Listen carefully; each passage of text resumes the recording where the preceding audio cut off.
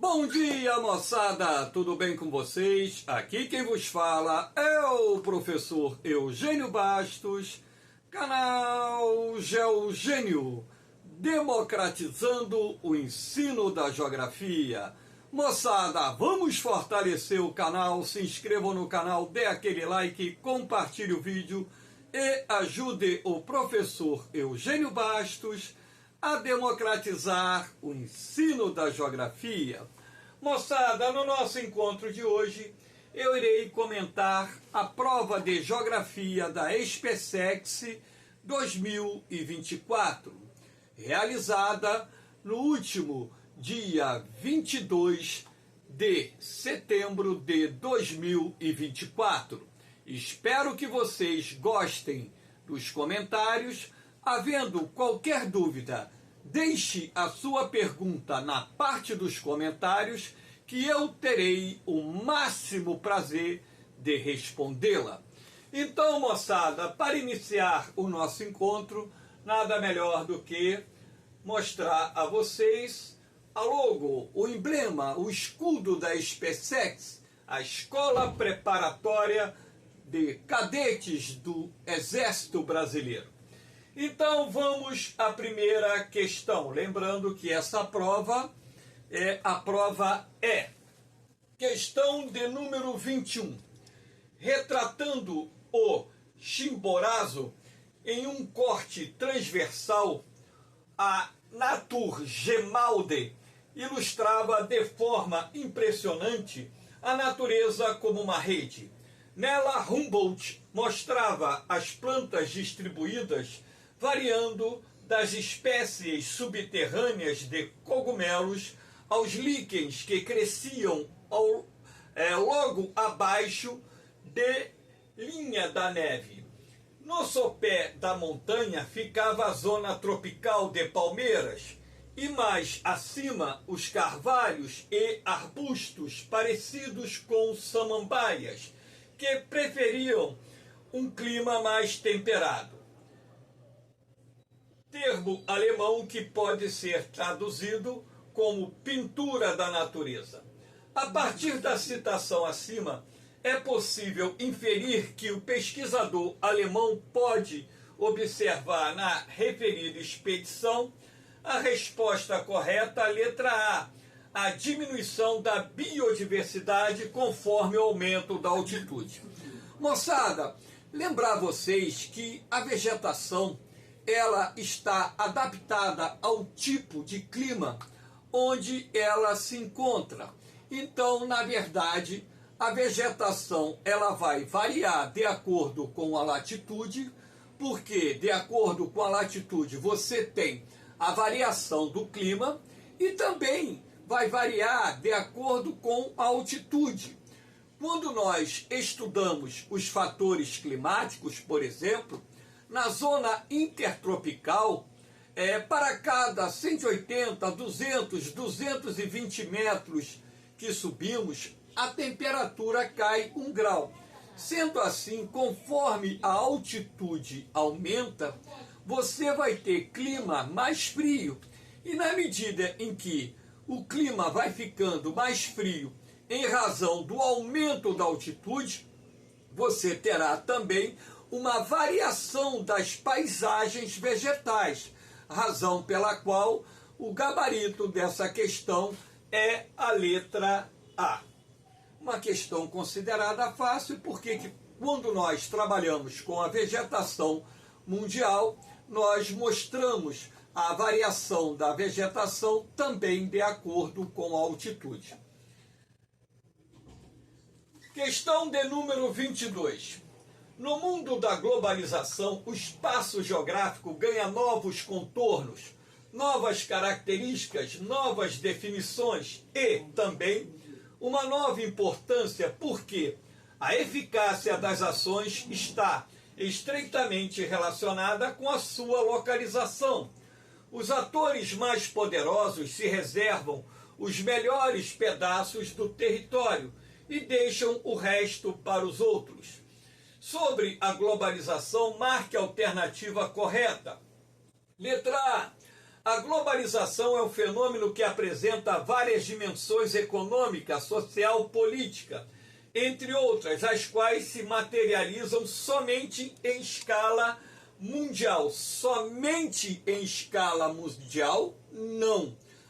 A globalização também se materializa através da escala regional.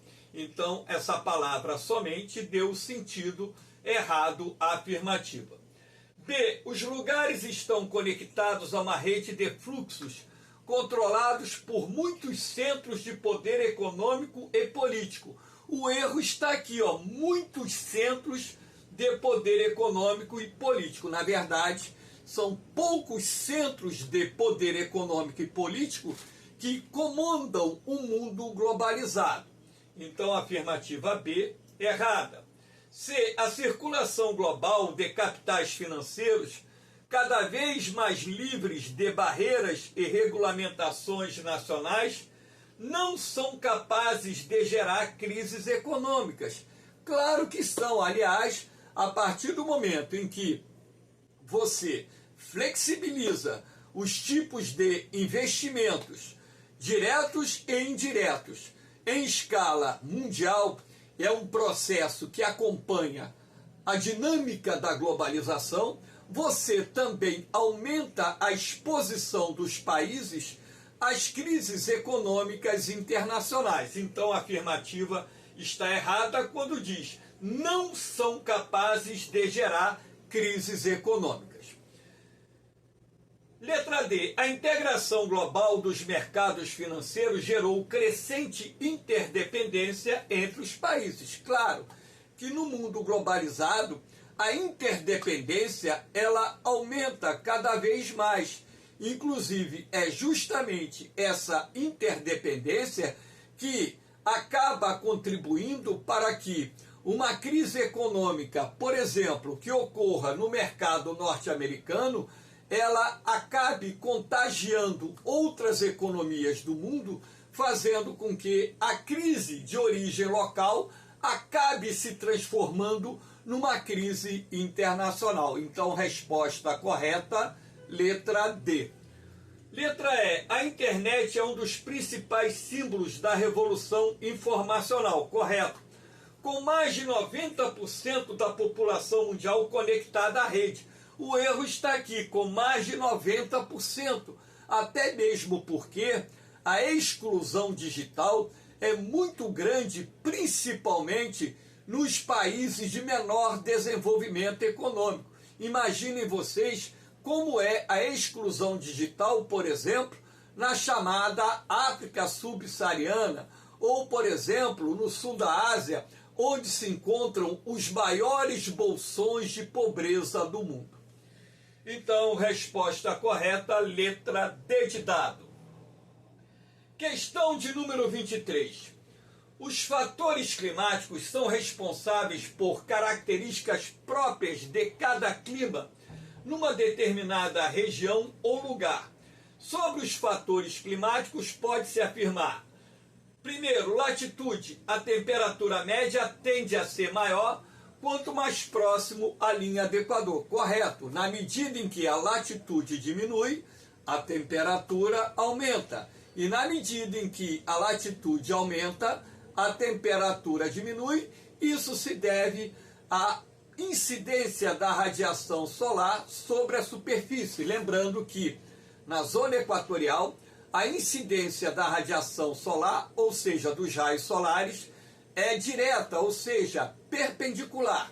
E na medida em que você se afasta da linha do Equador, o ângulo de inclinação dos raios solares aumenta progressivamente. Então, na medida em que a latitude aumenta, você terá um menor aquecimento da superfície e, consequentemente, temperaturas mais baixas. Então, afirmativa 1 correta, você já elimina aqui a C, a D. 2. Albedo, índice de reflexão de uma superfície. Quanto maior o albedo, maior a absorção dos raios solares. Você tem que levar em consideração que albedo não é fator climático. Então você já elimina essa afirmativa por aí, porque albedo não é fator climático. Então você já vai eliminar a afirmativa 2 e, sendo assim, você elimina a C e a D, só restando, portanto, a letra A. 3. Massas de ar são grandes porções da atmosfera que possuem características comuns de temperatura, umidade e pressão. Correto. Esse é o conceito de massas de ar.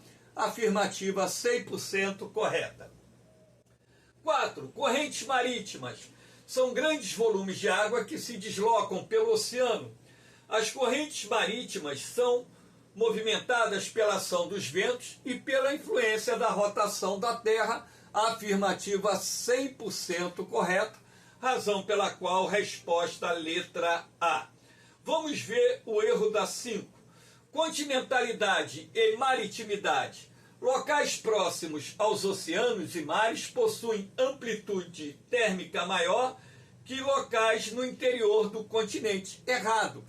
Quanto mais próximo dos mares e oceanos, menor será a amplitude térmica diária e anual, até mesmo porque a água em si tem maior calor específico, leva mais tempo para se aquecer, assim como leva mais tempo para se resfriar, razão pela qual as superfícies marítimas e oceânicas, elas, por conservarem por mais tempo o calor, liberam o calor para a atmosfera de uma forma mais lenta e progressiva, fazendo com que você não tenha uma variação de temperatura tão significativa entre o dia e a noite e também ao longo das estações do ano.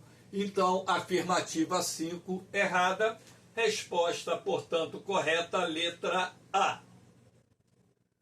Vamos à questão de número 24. Considere o gráfico a seguir. Nós temos aqui um gráfico representando a taxa de fecundidade em nosso país até o ano de 2020. Perdão, esse gráfico até 2010, né? Ele vai aqui até 2020, mas aqui 1940 a 2010. Depois houve uma extensão aqui, uma adaptação até o ano de 2020. Da análise do gráfico acima, é possível afirmar que a preocupação com a previdência social perde importância progressivamente. Ora, você está percebendo que a taxa de fecundidade caiu no período assinalado no gráfico. Se a taxa de fecundidade caiu, consequentemente, a taxa de natalidade caiu. Se a taxa de natalidade cai, o percentual de jovens diminui.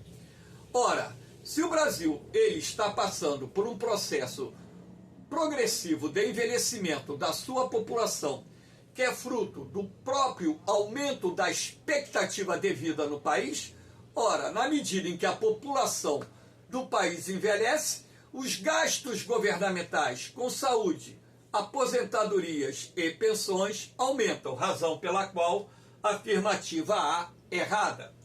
Afirmativa B. O percentual de brasileiros em idade produtiva deve aumentar nas próximas décadas. Não. Ora, se a taxa de fecundidade está caindo, o percentual de brasileiros em idade reprodutiva nas próximas décadas começará a diminuir. Então, afirmativa errada. C. A expectativa de vida no Brasil permanecerá abaixo dos 70 anos ao longo do século XXI. A expectativa de vida do Brasil hoje está acima dos 76 anos. Afirmativa errada. D. A taxa de fecundidade no Brasil está abaixo do nível de reposição. Correto. A taxa de reposição da população deve ser de 2,1 filhos por mulheres em idade reprodutiva. Se aqui mostra que em 2020 a taxa de fecundidade era de 1,7 filhos por mulher em idade reprodutiva, conclui-se que essa taxa de fecundidade encontra-se abaixo da taxa de reposição da população, razão pela qual gabarito letra D de dado. Vamos ver o erro da letra E. Em algumas décadas, o Brasil entrará no chamado bônus demográfico. O Brasil se encontra no bônus demográfico desde a década de 1990.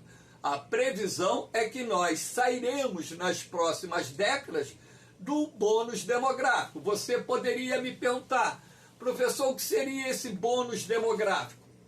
O bônus demográfico ocorre quando a população em idade ativa, que vai dos 15 aos 64 anos, é maior do que a razão de dependência, que resulta da soma das crianças e adolescentes que têm de 0 a 14 anos de vida, com os idosos acima dos 65 anos.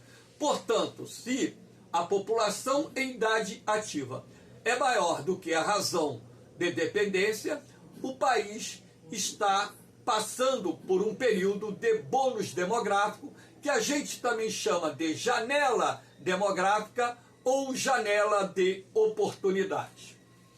Então, resposta correta, a letra D de dado. Vamos à questão de número 25.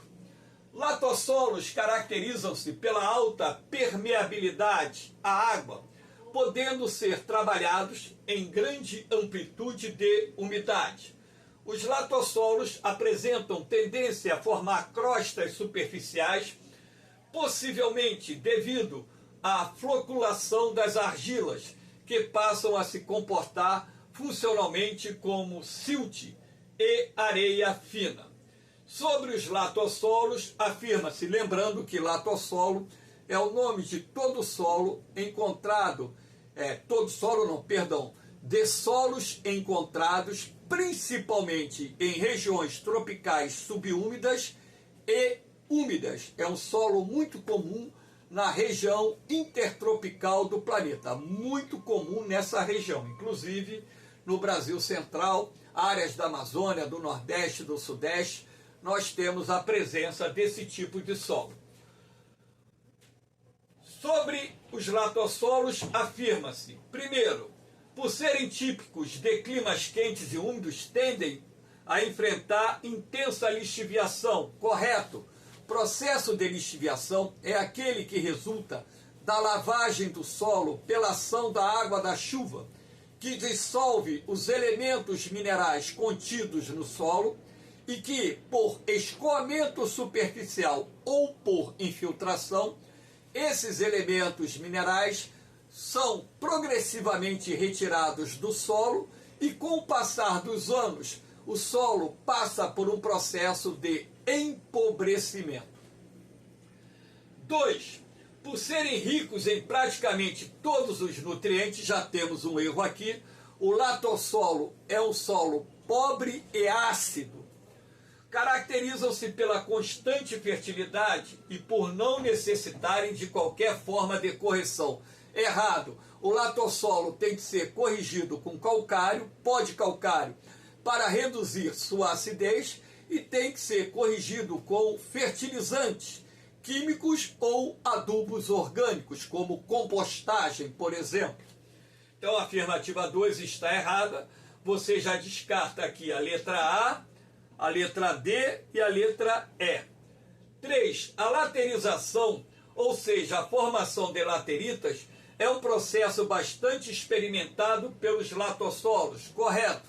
A laterização resulta da formação de uma crosta ferruginosa composta por óxidos de ferro e alumínio, que dão origem a uma crosta ferruginosa muito dura, denominada laterita ou canga.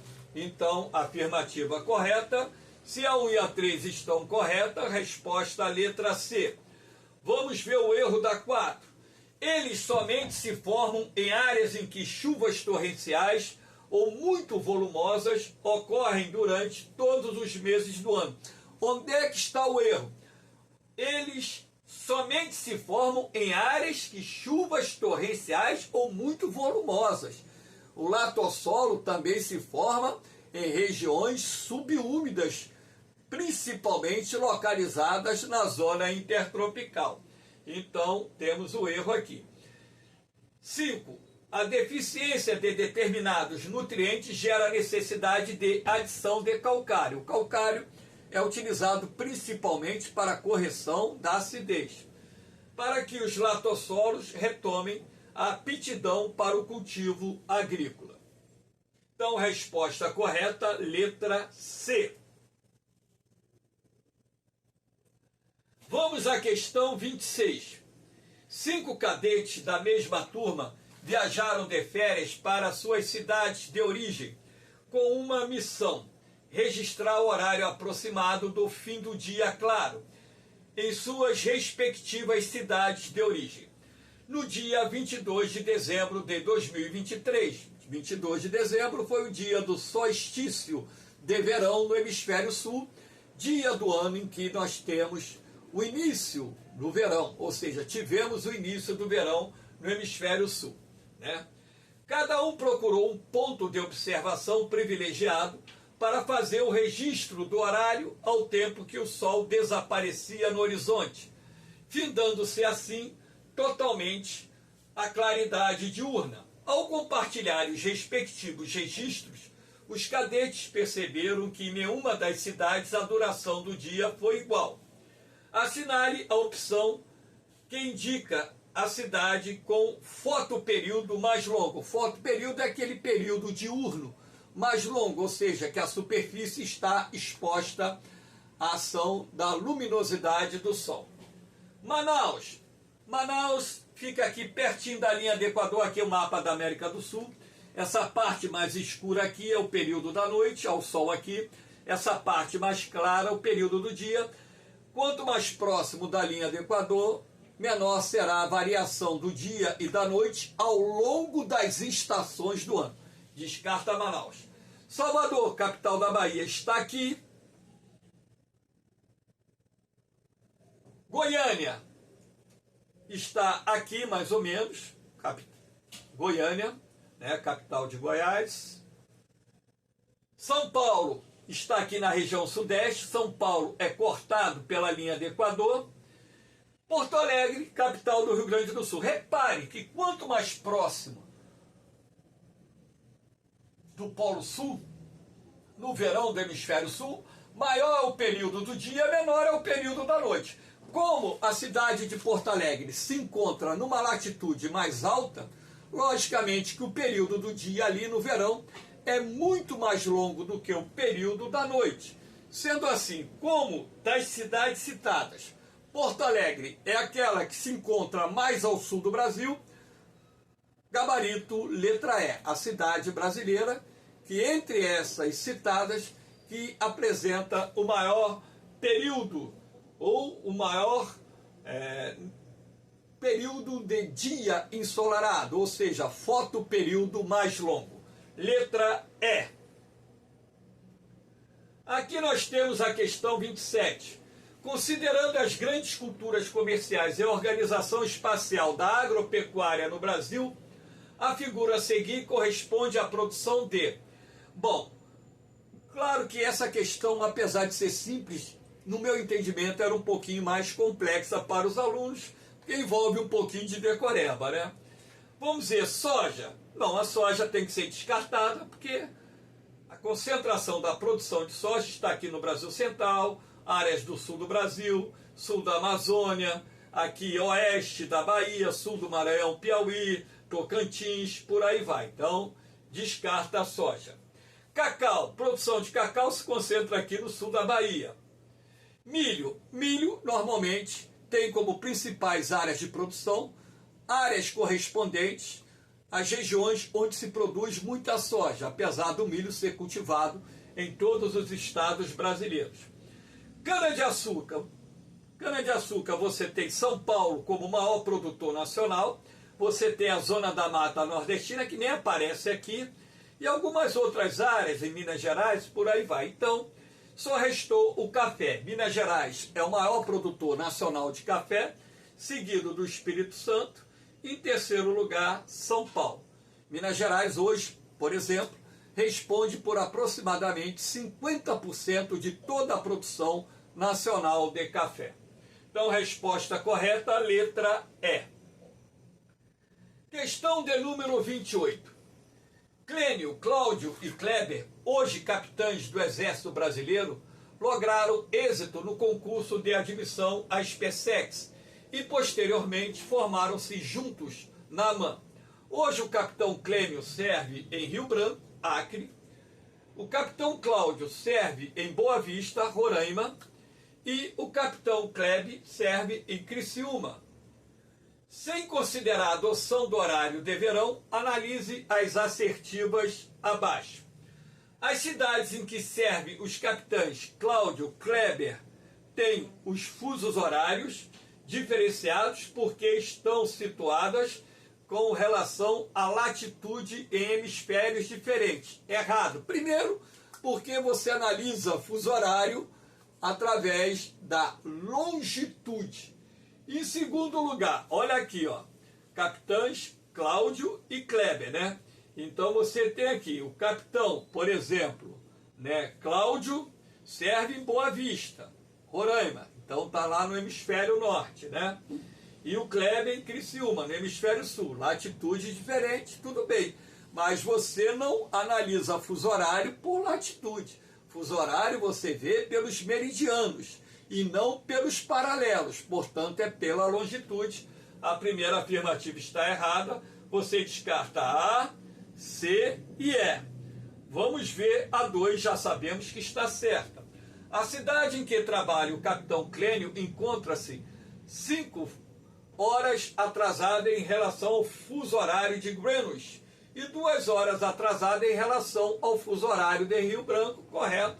Né? O capitão Clênio mora em Rio Branco, Acre, que vamos dizer, 2 horas, está 2 horas atrasada em relação ao fuso oficial do Brasil, Brasília. Se lá em Brasília for meio-dia, por exemplo, lá em Rio Branco, capital do Acre, serão 10 horas da manhã. E, logicamente, esse fuso está 5 horas atrasado em relação a Greenwich, localizado na Inglaterra, o Observatório de Greenwich. Então, Rio Branco está 5 horas atrasado, afirmativa correta. Então, vamos para a afirmativa 3. Todas as capitais dos estados das regiões Sudeste e Nordeste do Brasil estão abrangidas pelo mesmo fuso horário da cidade que trabalha o capitão Kleber. Então, vamos ver aqui, por exemplo, o capitão Kleber trabalha em Criciúma, na região sul, que também está no mesmo fuso horário.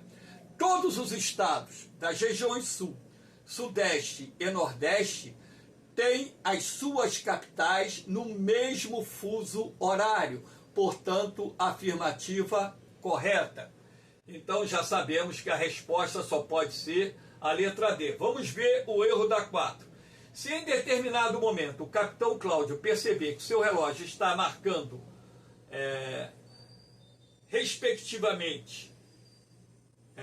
marcando 17 horas, pode-se afirmar que os relógios do capitão Clênio e do Kleber estarão marcando, respectivamente, 16 horas. Né? Então, ora, se o capitão, aqui ó, Cláudio, Boa Vista, que é o segundo fuso horário do Brasil. Boa Vista está no segundo fuso horário do Brasil. Segundo fuso horário do Brasil. Terceiro fuso horário do Brasil. Primeiro são ilhas oceânicas, segundo é o fuso oficial de Brasília, terceiro é o fuso que pega Roraima, pega boa parte do Amazonas, pega Rondônia, pega Mato Grosso e Mato Grosso do Sul. Então aqui dizendo, né? Capitão Clênio e capitão Kleber. Se o Kleber, logicamente, mora em Rio Branco, ele está 1 hora atrasado em relação ao capitão Clênio. Então, na verdade, a afirmativa está errada. Então, por quê? O capitão Cláudio, por exemplo, vamos ver, o Cláudio mora em Boa Vista. Se o relógio lá está marcando 18 horas, o relógio, por exemplo, na hora do capitão Clênio, que mora em Rio Branco, né? É isso? Capitão Clênio em Rio Branco, correto? Clênio em Rio Branco estará 1 hora atrasado, ou seja, estaria marcando 17 horas, afirmativa errada. Então, essa afirmativa está errada. 5. Os 3 capitães trabalham em cidades cujas horas estão atrasadas em relação ao horário adotado no arquipélago de Fernando de Noronha. É correto. As ilhas oceânicas do Brasil, formam o nosso primeiro fuso horário. Fernando de Noronha, Trindade, Martim Vaz, Penedo de São Pedro e São Paulo correspondem ao primeiro fuso horário brasileiro. Então, todas as demais cidades que aparecem citadas, onde estão lotados os capitães, se encontram atrasadas em relação à ilha de Fernando de Noronha.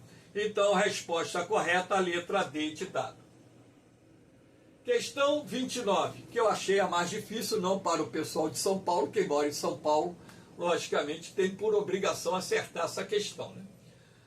O moderno e capilarizado sistema rodoviário está intimamente ligado à interiorização da indústria paulista. Analise as assertivas a seguir sobre o assunto em tela. Primeiro, vias estruturam o corredor industrial Campinas-Anhanguera, Ribeirão Preto. A região de Campinas apresenta um crescimento fortemente concentrado no campo da alta tecnologia, rodovia Anhanguera e Bandeirantes. Número 1. 2. Ao longo dos eixos das vias, na direção da Baixada Santista, os municípios de Santo André, São Bernardo do Campo, São Caetano do Sul e Diadema passaram a abrigar as grandes montadoras automobilísticas. Aqui só pode ser a rodovia Anchieta. Lembrando que, ligando a capital paulista à Baixada Santista, além da rodovia Anchieta, tem a rodovia dos imigrantes. Mas aqui citado Anchieta, número 2, então aqui na letra B. 3. As vias estrutura os polos industriais do Vale do Paraíba Paulista. A expansão inicial baseou-se na metalurgia. Mais tarde se instalaram indústrias bélicas e aeronáuticas, como a Embraer, e fábricas de automóveis e caminhões. É a Dutra e a Ayrton Senna. Ayrton Senna é o nome que se dá a Dutra lá em São Paulo, tá? Perto da capital. Então aqui a 3 só poderia ser a Dutra. 4. As vias impulsionaram a industrialização da região de Sorocaba. A aglomeração caracteriza-se pela indústria pesada com predomínio das fábricas de bens intermediários e de capital. Então, aqui é a rodovia Castelo Branco. Resposta correta, a letra B. Assinale a única opção que associe corretamente as lacunas apresentadas nas sentenças acima aos seus respectivos eixos rodoviários. Então, é uma questão de decoreba. Quem mora em São Paulo teria maior facilidade para acertar essa questão. 30. Observe as projeções cartográficas abaixo. Projeção A, projeção B. Aqui nós temos a projeção de Mercator. Aqui nós temos a projeção de Arnold Peters. Primeira, a projeção A, apresentada no momento histórico da expansão marítima e comercial, correto, europeia, caracteriza o modelo de projeção cilíndrica equivalente. Errado, é uma projeção cilíndrica, correto, mas a projeção de Mercator é uma projeção conforme, que se preocupou em manter as formas dos continentes.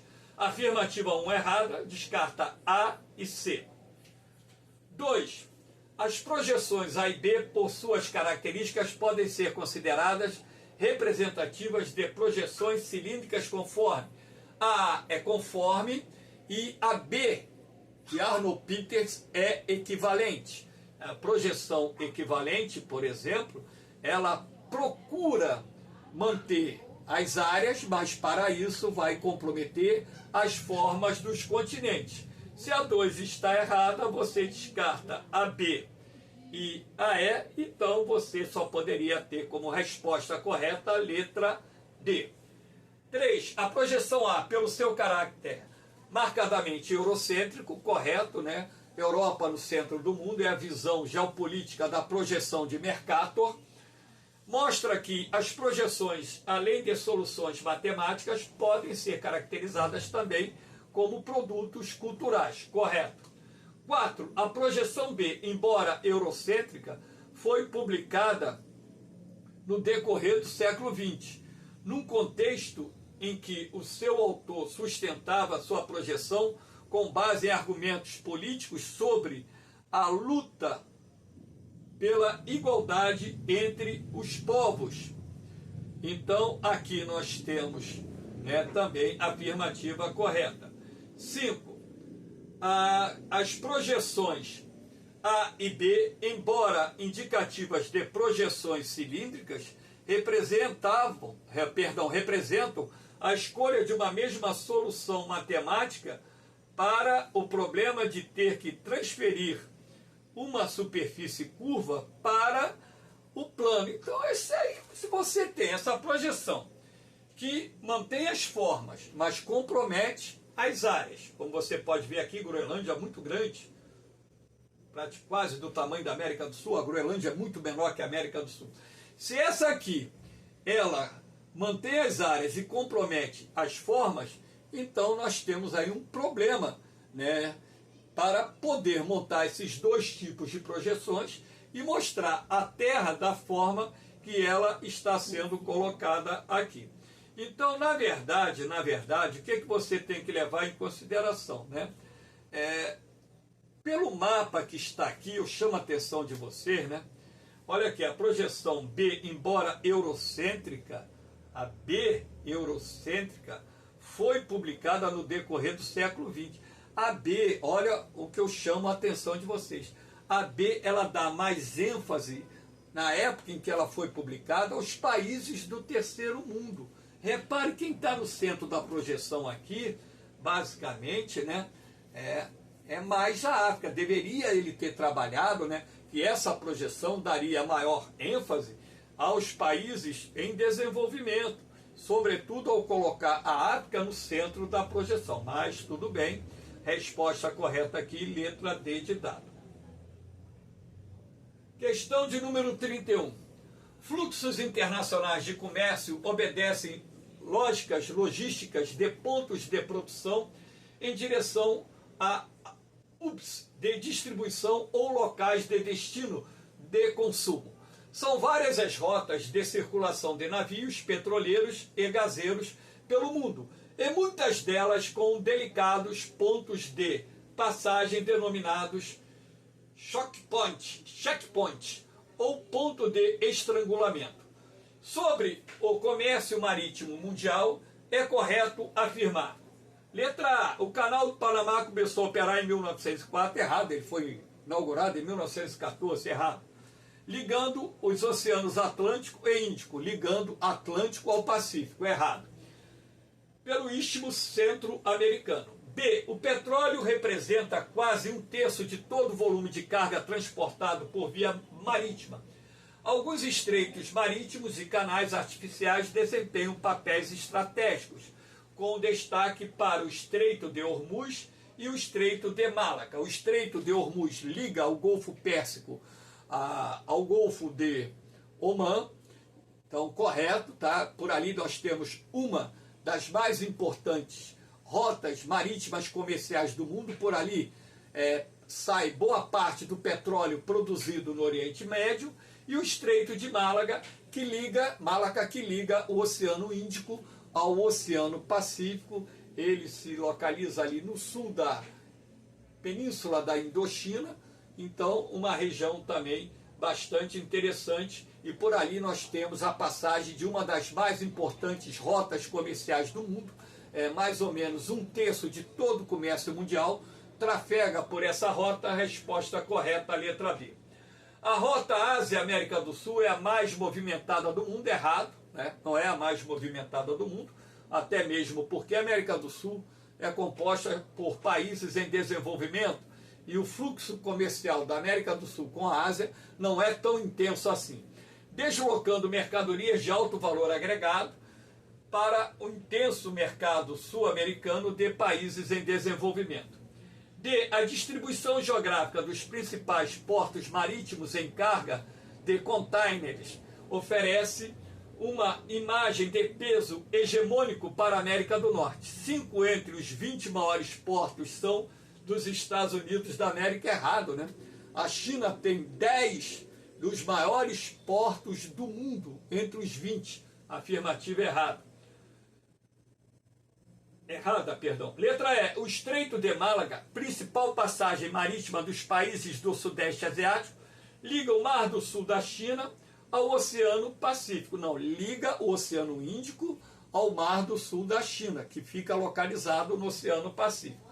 Então, a resposta correta, letra B. Inclusive, existe uma aula no canal falando sobre essas rotas marítimas comerciais. 32. Uma pista que mede exatamente 600 metros teve a sua localização grafada, riscada, numa representação cartográfica a partir da utilização de um traço retilíneo de 6 centímetros. Analise as assertivas abaixo. Primeira, possivelmente a representação cartográfica utilizada foi uma planta, correto, né? Para você representar áreas tão pequenas, você utiliza uma planta. Então, afirmativa 1 correta, você descarta a A, D. 2. Numa representação cartográfica de escala 1 para 25 mil, o traço representativo da citada pista de pouso alcançaria 8 centímetros. Ora, está errado, ó. 1 para 50 mil, vamos lá. Escala. Se ela estiver aqui representada em centímetro, tá? Em centímetro. Como está representando aqui. Centímetro, metro, decâmetro, hectômetro. Então, o centímetro aqui equivale a 250 metros. E se tem 8 centímetros, 8 vezes 250 daria 2 quilômetros. E não 600 metros. Então, a afirmativa está errada. Você descarta 2, C, você descarta, e descarta D. Só sobrou aqui a letra B de bola. Então vamos ver. 3. No caso em tela, percebe-se ter havido uma perfeita adequação entre a escala geográfica analisada e a escala cartográfica utilizada, correto. 4. Para representar a pista com maior riqueza de detalhes, poderia ser utilizada uma representação cartográfica de escala menor. A exemplo de uma carta. Então, uma escala menor, carta utiliza escala muito grande. Então, na verdade, quanto mais vezes você dividir uma área para que esta possa ser representada no mapa, numa planta, numa carta cartográfica, por exemplo, quanto mais você dividir a área, menor detalhe você terá sobre a área. Então, na verdade, aqui deveria ser uma escala maior. Uma escala maior e não uma escala menor.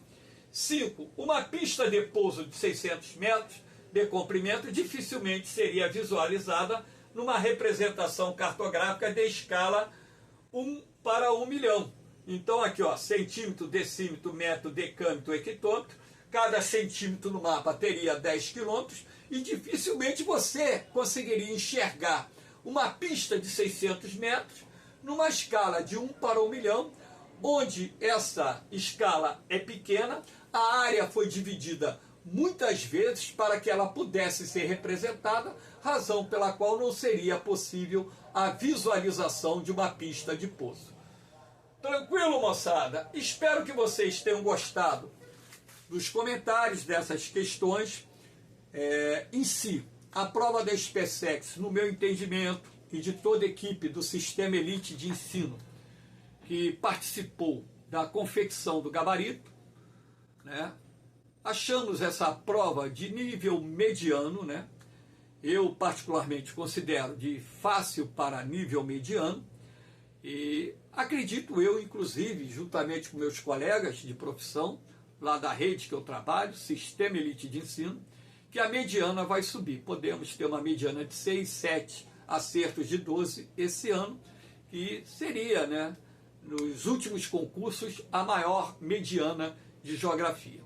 Moçada, vamos fortalecer o canal, se inscreva aí no canal, dê aquele like, compartilhe o vídeo e ajude o professor Eugênio Bastos a democratizar o ensino da geografia.